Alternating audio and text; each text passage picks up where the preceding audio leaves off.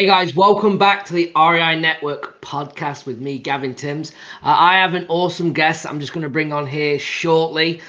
Just before I do, if you are interested, a lot of you are reaching out, so I appreciate it. But if you are interested in working with me, I need you to go out and fill out a short application. Go to reinetwork.com/join, reinetwork.com/join. Fill that out. We'll get on the phone. If we're a good fit, we can move forward. And if not, no problem at all. So let me bring him over. Good friend of mine. Here he is, Mr. David Dodge. How are you, bud? Hey, I'm doing good, Gavin. Thanks for having me, man. Hey, no, I appreciate you, coming on. There's a few things that we want to talk about today, right? Absolutely. I always call you, I just refer to you now as the BRRRR guy, right? And we're going to talk a lot about that. But before we do, I just want to share with everyone, we're actually doing something pretty cool. Me, you, and Don Costa. And we should probably all get on a podcast together, actually. With Coffee with Closers. Every Wednesday at 12 Eastern, 11 Central, 9 Pacific, depending on where you're listening from. Make sure you head over to, well, we can give you two things. Head over to the Facebook group. If you type in, look for a Facebook group, Coffee with Closers Live, go and get in that Facebook group.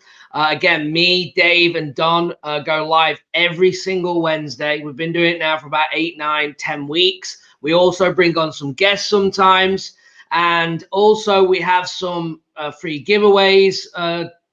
Dave, what's that link? Do you know? Coffeewithcloserslive.com. Oh, there we are. As easy as that. That's right. Yeah. So it's been pretty awesome, hasn't it? We've been doing it now 8, 9, 10 weeks. We've had some guests on. We've been getting a lot of traction with it. A lot of people just come on, have a drink of coffee with us and ask questions, right? Yeah, it's a lot of fun, guys. Come join us. Yeah, absolutely. So make sure you do that. But anyway, now we've covered that. Let's talk about, Dave's base. Well, tell us, Dave, tell us a little bit about you, kind of your backstory, where you're at, where you're living, what are you doing? And then I'm going to pepper you some questions regarding this BRRRR. Yeah, you got it, man. So cut me off at any time. I can talk for hours. So for the most part, Gavin, you had mentioned, I'm kind of like the BRRRR guy. That's really what my passion is. It's really what I've been specializing in for the last, I don't know, maybe going on 4 years at this point. So to take a big leap back, guys, I've been investing in real estate since I was 20. I'm 36 years old today. So I've been in the game for 16 years. But the first 10 years, Gavin, that I was investing, I did it the wrong way. And the reason that I say or think that I did it the wrong way was because it was slow. So what did I do for the first 10 years? I got loans and bought rental properties. So, obviously it was still good that I was investing, but it was very slow. So over the 10-year period from the age of 20 to basically the age of 30, I acquired 10 rental properties. That's great by all means. Not trying to discount that. But now I've bought 10 rental properties in the last 45 days, right? So I look at it like I've done it wrong or did it wrong because a couple reasons. One, I was buying off the MLS.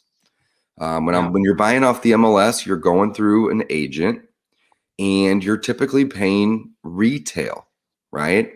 And when you do that, when you pay retail and you go through an agent and you buy off the MLS, it's very difficult to get a deal. And in fact, I didn't even know that there was deals. I didn't even know that they existed for these first 10 years.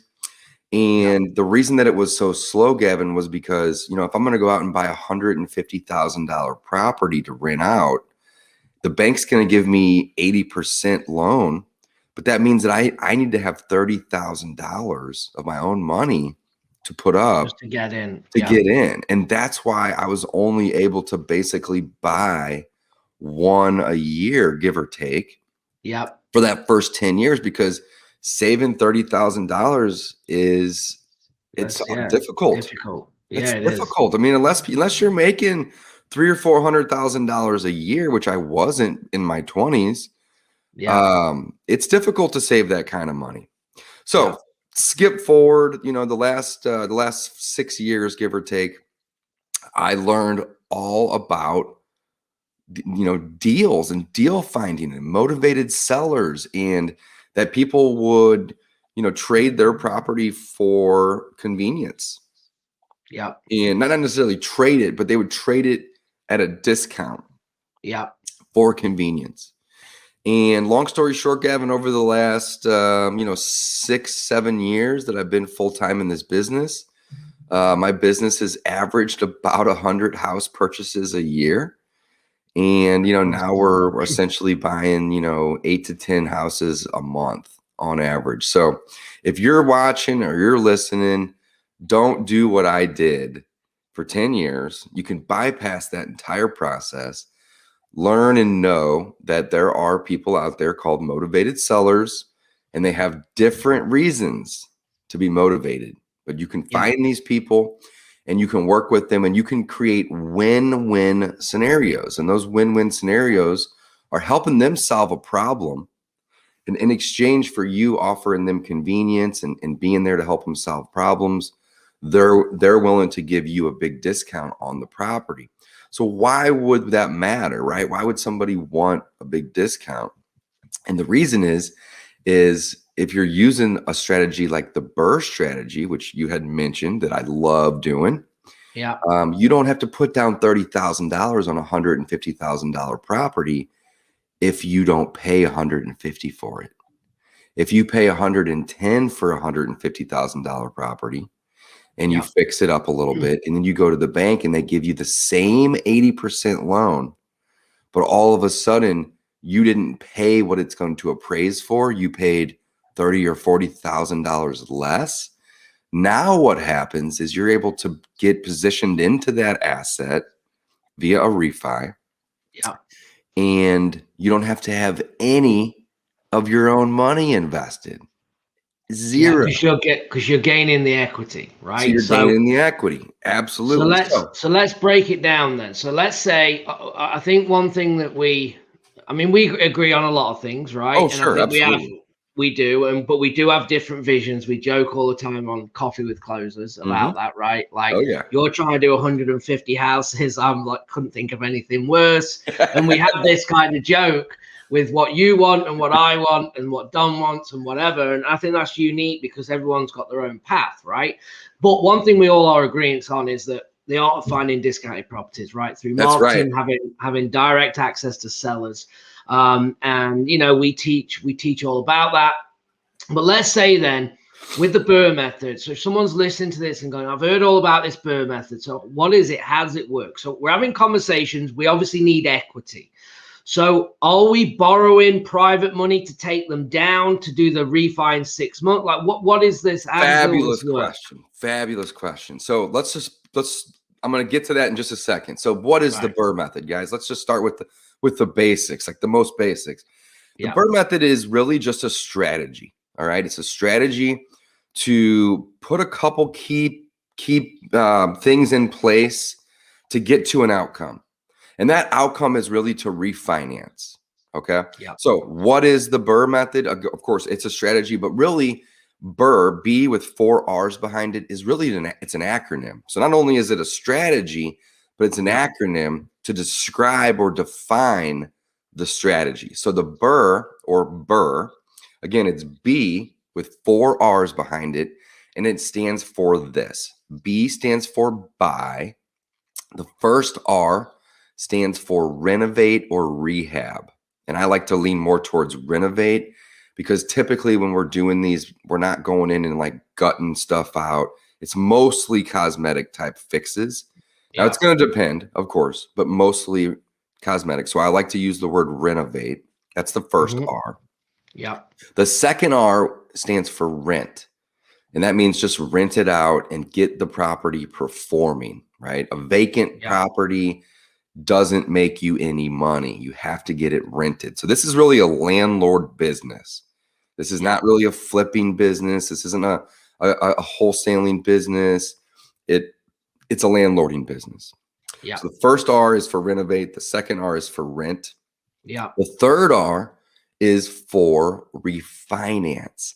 And again, that's really where we're trying to get when we're using this strategy. And then the Yep. fourth R is just kind of funny, but it just stands for repeat, right? It just stands for, hey, you did it, do it again, right? Yep. So really, in theory, it's just 3 R's. It's renovate, it's rent, and it's refinance. Now, you asked, how are you going about buying these? And that is a fabulous question, because really, my partner Mike and I, we like to look at the strategy more as, instead of calling it BRRRR, we like to call it PBRRRR, which sounds so stupid. But the reason is because if you're not pre-qualified to get the refinance, you can get into a bind, right? So really, the first thing you should do if you're looking to do the BRRRR method or use the BRRRR method as a strategy, in your business, and basically have that tool in your belt, guys. And anybody can do this. But the first thing you should do is you should go to the bank and you should ask them if you are qualified to buy a property. And if so, what will they give you? Basically, figure out if you're even eligible to go do a refi. If you're not, this entire strategy won't work. It'll kind of fall apart. And that's okay. When I first started doing this, guys, the banks basically would say, hey, Dave, we'll give you a refi, but we need to see the property rented for 6 months. And that's called seasoning. So there's gonna be some obstacles or some hurdles if you're brand new. Okay, so let me just ask you a question on this. Please. And I like this pre-BRRRR. I think this is going to be the thumbname for us. Okay, there you go. I like it because people talk about the BRRRR like everyone can do it, like everyone can do it. Which they can, but you're saying, but can you be more prepared? Because what you don't want to do is you don't want to go and buy this thing and then go, I'm just going to refinance, and then you can't get the financing, right? And then that's you're in a mess. Exactly right. So that's exactly I like this. Right. So when you do the pre-qual, right, of what will they lend on a portfolio, is that for your first time or your first one or two? For anyone listening, is that going against your personal name, or can you still get that on a loan of like the LLC? How does that work? Man, that's a fabulous question. So it doesn't really matter if you're trying to get a loan in your personal name, which I think you can do like 10 or 15. I don't even know the right laws. You can do some in your personal name, or you can do it in an LLC's name. Now, the kicker here, guys, it doesn't really matter which direction you go. However, you want to avoid working with banks or lenders or getting loans that balloon. That's kind of the trying to think of the right verbiage. That's kind of like the dagger in the heart of the BRRRR investor, right? Because the whole point of the BRRRR method is, well, there's two things. One, it's to get yourself positioned into assets with little to no money. That's the cool part. That's the shiny part, right? Yeah. But the back end of this is to get yourself into those particular assets with little to no money, but then get the tenants to pay them off. Okay, that's really the second part of the game. So, whenever I'm able to go use this strategy, Gavin, and I'm able to go out and find myself a rental property that I can buy at a discount, the first thing I do is I go to the bank and say, hey, do you guys have capacity to lend to me? And 9 times out of 10, it's yes, but occasionally it's no. It's, the board of directors is telling us to pull back on this type of loan right now, David, and that's fine. No problem. We're going to go to the next bank, right? These are local banks. These are local banks. All local banks.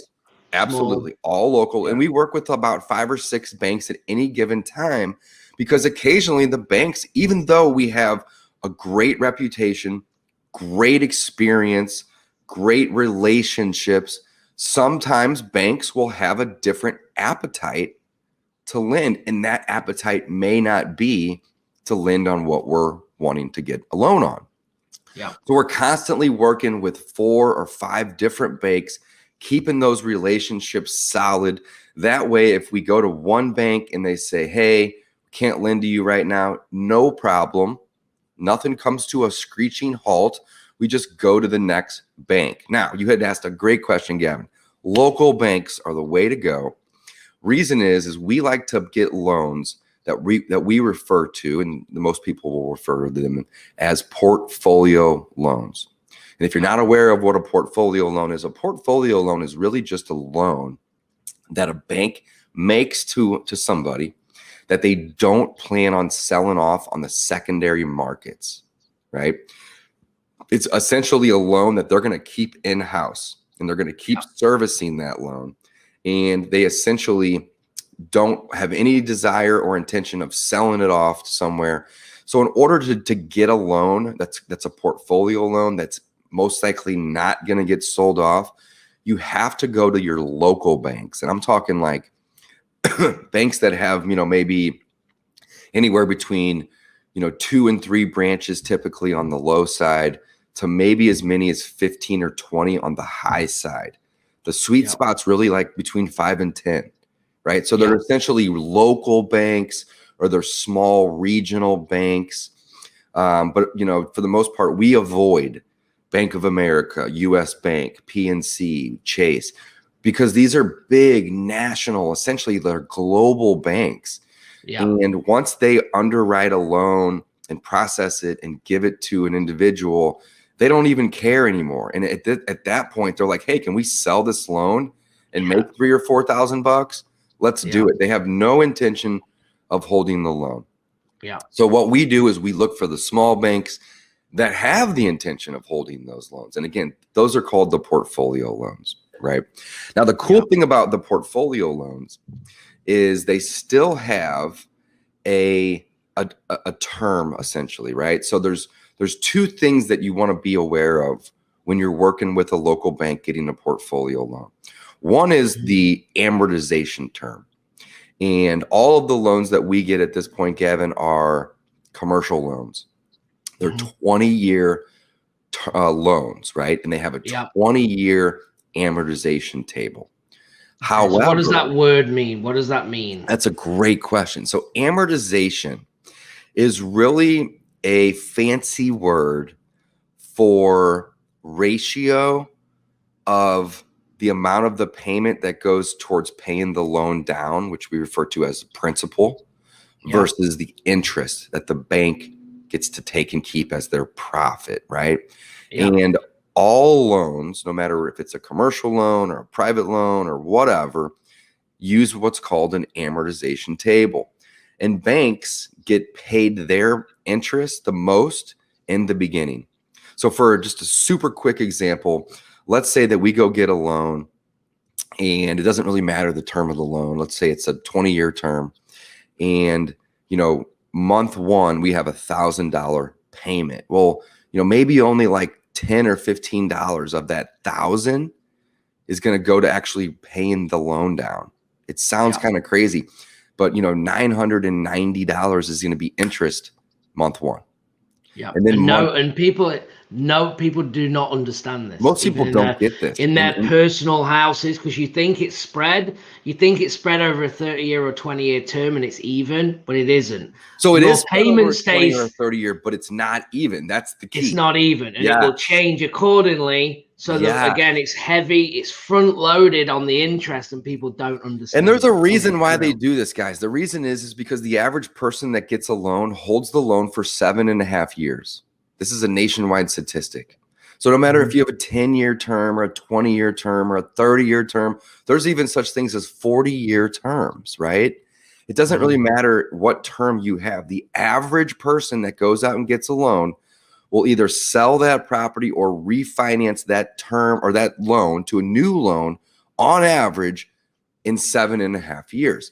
So if you're the bank, let's just switch shoes for a second here, right? If you're the bank and the average loan you give out is going to be paid back in 7.5 years, it doesn't make sense for you to say, okay, 50% of the payment's interest, 50% of the payment's principal. Instead, what you do is you say 99% of the payment is interest day 1.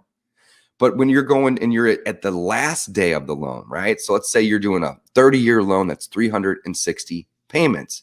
So payment 1, it's essentially 99% interest.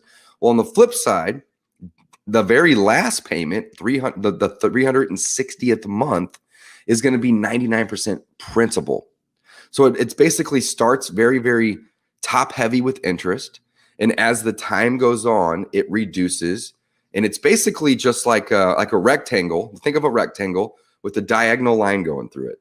Yeah. It's that simple. And the first part is going to be interest, and the second part is going to be principal. And every time a payment's made, a little bit less interest will be owed, and a little bit more principal will be paid or collected of that part. So that's kind of amortization in a nutshell, guys. But the amortization matters, right? We talked earlier. There's two things that we do with these, using the BRRRR method in these portfolio loans. Number one is we're able to get into them with little to no money. But number two is that we want our tenants to pay these off. So typically when you're dealing with these portfolio loans, here's the coolest part, Gavin. Even though we typically get a 20-year term on the amortization table, the loan will typically have either a 3-year or a 5-year rate lock. And I'm gonna try not to use the word term when I'm talking about the rate, because it's not really a term. It's more of just a time frame, right? That says, hey, Dave, or hey, Gavin, we're going to give you this 20-year amortized loan, but for the first 3 years of this loan, you're going to have to pay, 4.25%. And you're like, okay, great. So here's the beautiful thing about most of these portfolio loans. At the end of that 3-year time frame that you end up paying, 4.25%, what happens? This is the beautiful thing. The loan doesn't become due. It doesn't balloon. Instead, the bank says, hey, Dave, or hey, Gavin, your 3-year rate lock time frame is coming to an end. Would you like to renew? And you, of course, say, yes, I do want to renew. And they charge you $50 to $100 to do basically a desk review of the property and you. And it doesn't take long, it takes them a day or two. And it's literally $50 to $100. And then they say, okay, cool. We're going to give you another 3 years. Or if you want to buy yourself into 5 years, you're going to pay a little bit more in interest. But then you start basically with a new term for 3 more years. But the beautiful thing is you're not starting all over with that amortization. Now you're on year 3 of 20. So then you go through those 3 years and you do another renewal and you get another rate, but now you're starting on year 6 of 20. And essentially what's happening is you're not resetting that amortization. Because if you reset your amortization every 3 years, you go back to paying essentially 99% interest every time. So in theory, if you get to year 10 of a 20-year loan, in theory, it doesn't work this way exactly, but it's really close. 50% of your payments interest, 50% of your payments principal. So the goal is to use the amortization as your friend. Know it, understand it, and not go out and constantly refinance these loans, because when you refinance a loan, you're essentially starting over. And it's really hard, almost impossible, unless you have 150 years to pay a loan off when you're constantly starting over on that amortization table. And that's really the key, Gavin. Great question. No, that's really good. No, that's really good. So when you do that, so it doesn't reset, so that makes sense every 3 years. But with obviously how real estate is, how mortgages are, how interest rates can change and fluctuate, is anyone going to worry with all of a sudden you could be, the interest rate could be at 7% now. It could go up massively because it is not a fixed rate for a long time like a personal loan would be, right? Great question. Right. That's a so great is that a worry for you if you have 50 doors? It's not. It's not. And here's why. When we go out and we do a BRRRR method type of deal, all right, there's a couple things that we're doing. So really it's PBRRRR, right? Let's talk about that for just a second. It's pre-approved. It's make sure that we can refinance. We don't want to buy something, renovate it, and spend $15,000 or $20,000 fixing it up, and then go out and get it rented, and then not be able to refinance. Reason is we're buying these, and you asked this question earlier, and I skipped over it. We're buying these with private funds that we're getting from a private lender or a hard money lender. So that, what does that mean? That means that whenever we go buy a property, we're essentially borrowing money not only to buy it, but to also fix it up. And we're paying anywhere from 10 to 14% on that money. That's expensive. Yeah. But the goal is to only borrow that money for 2 or 3 months. Yeah. And in some cases, 4 or 6 months, if the bank that we're working with does require seasoning, which basically means that you've got it rented out for a few months before they allow you to refi. So we're borrowing this money at a 10 or a 12 or a 14% rate. And when we do that, we've already got a bank essentially saying, hey, we're going to lend to you. They don't even typically know the property or the address or any of that. It's more of just an email or a call to just say, hey, what's your guys' appetite for lending? I got a couple more rentals in my pipeline. I'd love to have you guys be the lender. And here's the thing. People don't really get this, but it's so simple. But like, a bank doesn't make money when you deposit money into an account. They don't make money. In fact, that is a liability to them because they owe you money. Think of it that way. It's when you deposit money into a bank, it may be an asset on your balance sheet, but it's a liability on their balance sheet. So how does a bank turn deposits into checking accounts and savings accounts into assets? They do so by lending it out. So banks love to lend money. In fact, it's the only way they make money is by lending it. So banks love to lend money, and it's it's pretty rare that a bank says, hey, we don't have the appetite right now, but it happens. And that's why I say, don't just go build a relationship with one bank, because maybe you get to 30 or 40 loans and they say, hey, we don't want to be too leveraged with you. Happens all the time. So that's why it's always a really good idea to have a couple, 2 or 3 at a minimum that you're working with, because then if one of them says, hey, we've gotten too many loans with you, if your business falls apart, we're really going to have some risk there. You can spread that out over a couple different loans.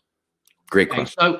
So when, because you said that if you borrow private or you borrow hard to buy these, right? Because obviously you have to buy it with cash, and then you have to do the rehab, then you're going to refinance. Now, as a standard loan for most people listening to this is 6 months, right? Before you can refi, you have to own it for 6 months. Yeah, and that's called seasoning. Seasoning. Okay, so but because you have done so many or got so many, built relationships with the bank, is there a wiggle room to do it in 3 months? Oh man, that is the best question yet. And here's why. Guys, this business is a relationship business. When you're dealing with a bank, it is a relationship business. Now, your experience also matters. Let's be honest. If this is your first time, they're going to put seasoning into place to limit and mitigate their own risk. Okay. Now, I've been at this for, 4 years, let's just say, give or take. And in fact, Gavin, we've done over 100 BRRRR Method transactions where we've essentially bought with hard or private money. Whenever we buy, Gavin, we borrow usually an additional 15,000 or maybe even 20,000. So let's say that we find a property that is worth 100 or 110 today. We're going to go pick that up at 80. All right. But we're actually going to borrow 100, right? Because we want to buy it at a discount, which is very important. But then we have to fix it up. So that's a really key part that I think we kind of skipped over is typically when you walk into a bank and you say, hey, Mr. Banker, I want to get a loan or I want to get a refinance. Typically what they're going to do is they're going to say, okay, we're going to give you an 80%. It might not even be 80%. It could be 70, it could be 75. But for sake of simple conversation, we're going to just go with 80. They're going to say, we're going to give you an 80% loan to, based upon how much you're going to, have in the deal. So think about my first 10 years. I wasn't renovating. I wasn't refinancing. I was buying and renting. So I was only doing part of the whole strategy here. Well, in that scenario, and let's say I wanted to go buy a $150,000 property, that was the purchase price. So a bank's going to say, hey, we're going to give you 80%, period. There's no way around that. So if I want that asset, I have to come up with 20%. And in this scenario, that's $30,000. So the beautiful thing about the BRRRR method, I'm buying at a discount now. I wasn't doing that before. So not only am I building in equity and reducing, I like to look at it more like I'm reducing my risk when I buy at a discount from the get-go, but I'm also now adding value by doing that renovation. And this is what's called as, this is what most people don't talk about, Gavin. This is kind of the secret sauce, but it's actually referred to in the banker's eyes as what they call as the entrepreneurial credit. And the entrepreneurial credit basically states that if you buy a property and you fix that property up, and there are minimum thresholds, like most of our banks want to see at least $15,000 to $18,000 in repairs. Can you get away with doing less? Of course, but typically they want to see a substantial amount of rehab done. Now, if you do this substantial amount of rehab, this is the coolest part. Instead of the bank saying, hey, we're going to give you 80% of the purchase price, they instead say, hey, we're going to give you 80% of what it appraises for. And that's where buying at a discount really comes in handy. So let's run through a quick example. Before the BRRRR method, I wanted to buy a $150,000 house, and I paid $150,000 for it essentially. I didn't have all that money. The bank says, hey, we'll give you 80% loan. That's $120,000. I had to come up with 30 grand. There's no way around it. It's just the way it works. Similar scenario. Now, let's say that I find a property with an ARV of 150, but I'm not paying 150. I'm paying, let's say 100 for it, but it needs 20 grand worth of work. So I go to my lender and I borrow 100 and the 20. I borrow 120. I then go to the seller and I say, let's get this done. I'll pay you 100 for it. We're going to solve some problems. It's going to be a win-win. They know they're giving me a discount, but I know that I'm going to help them in return. So I purchase it for 100. I put that 120 in, right? I get it rented. And then now I go to the bank and say, hey, I need to get a refinance on this. It's not a loan anymore. It's a refinance. It's still a loan. That's the wrong verbiage. But it's not me going and applying a new loan and filling out applications for a new loan. So that's another thing. The bank also looks at these products as, well, hell, somebody else already risked their money on this deal.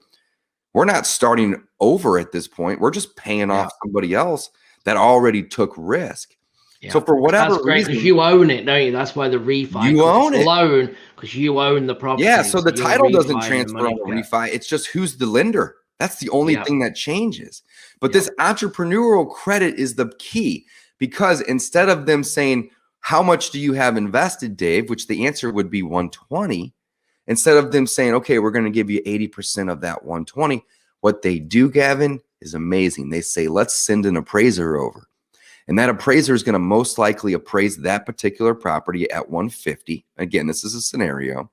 And then they say, Dave, cool, we're going to give you an 80% loan on this 150, not on this 120 that you have in it. So now I'm into it for 120. They're going to give me a loan for 150, but 80% of it. What does that equal? That equals 120. So that 30 grand that I would have usually had to have brought to the table, the bank is going to allow me to use my existing equity, which I was able to build in two ways. One, buying at a discount, very, very, very important. And two, in order for them to even look at the appraisal and not the actual hard costs, you have to put in, that minimum rehab amount. And every bank's going to be a little different. So don't run away saying, oh, I got to put 15 to 18 grand. First, find the bank and figure out what they need from you in terms of rehab to qualify for that entrepreneurial credit. And the entrepreneurial credit isn't like a box that's checked or anything like that. It's really just internal bank talk or verbiage that the bank uses to say, hey, we've mitigated our risk here. These guys have put a new roof on, new HVAC, they painted it, they cleaned it. So in the event that they stop paying us, it's going to be easy for us to get our money back. I mean, just put yourself in the bank's shoes.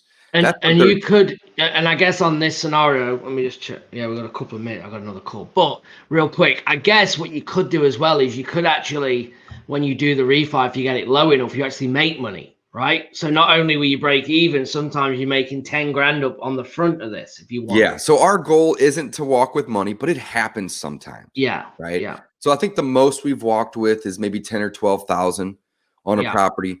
But what we typically do, and the banks really appreciate this too, Gavin, is let's say that we're going to use the BRRRR method, which we do weekly almost. And we have a property that's worth that appraises for 160. Similar scenario. Instead of 150, it appraises for 160. And we're all into it for 120. They'll essentially say, well, we'll give you a loan, for, more than 150. And we could essentially walk with money. So what we typically do is just say, no, we only need the money to pay back what we've borrowed. So just reduce our loan amount, which basically reduces the percentage that they're lending. And they love that because they're like, oh my God, we don't want to see you walk with money. The bank's goal isn't for you to make money. The bank's goal is to just move risk around. yeah, Somebody else already took some risk on this. Why wouldn't we? Let's pay off this other lender and let's get all that interest coming to us versus some third party. So what we'll do in that scenario is we'll typically say, hey, we don't need a full 80% loan. We may only need a 78% loan or whatever that may be. yeah. But in some scenarios, like you said, Gavin, some scenarios, we will actually walk away. Now, when we walk away, you have to think what we're actually doing. We've bought the property at a discount. We've borrowed additional money to fix it up. And the average rehab that we do, even though the minimum threshold's like 15 to 18K, it's typically a little bit over 20. I'd say our average rehab is probably 21 to 22,000. So we make sure that we're over that threshold. So we'll borrow the purchase, we'll borrow the rehab, we'll renovate that property. And then we'll get it leased. And then because I have, and I think I skipped over this question, but because I have such good relationships with my bankers, as well as good experience, meaning that I do this all the time, they typically, won't have a big issue lending.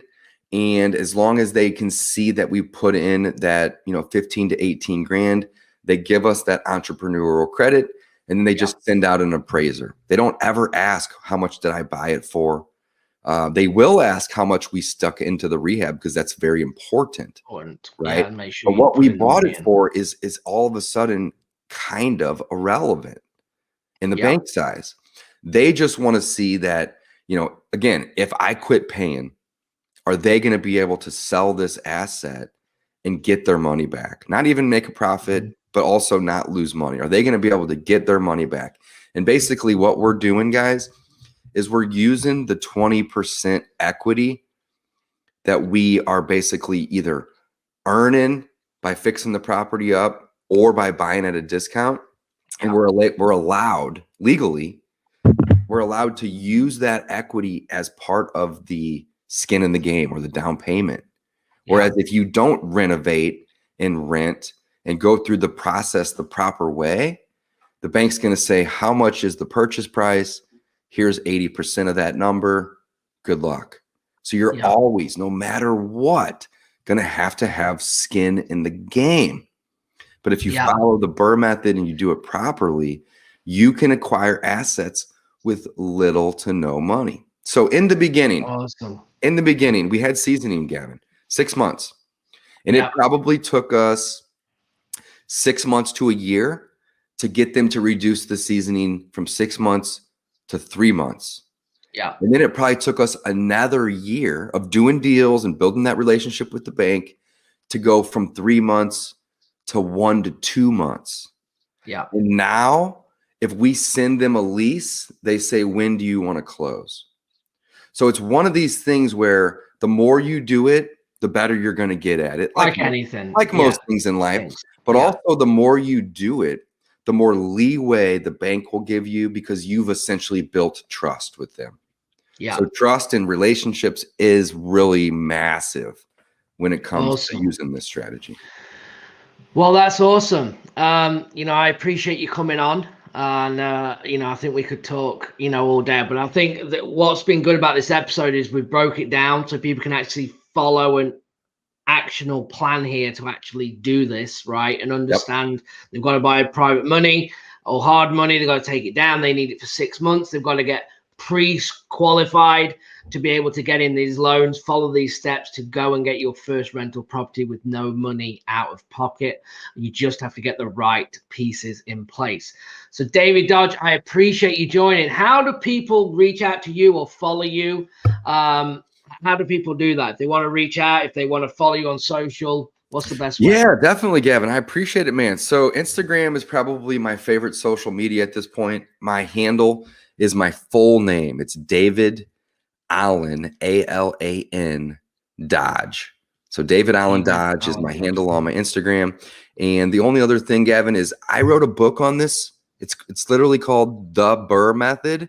And you guys can find that book on Amazon and Audible. So if you're interested in learning more about, some of the fine details or basically how we were able to do 100 of these, we've documented it in our book, my partner Mike and I, and explained it for anybody to be able to take that knowledge and go do this themselves. Awesome. Cool deal. Well, look, I appreciate it. Guys, thank you for listening. If you're all watching us, make sure you like and subscribe to the show, and we will see you on the next one. Dave, appreciate you. Thanks, bud. Thanks for having me. Bye-bye.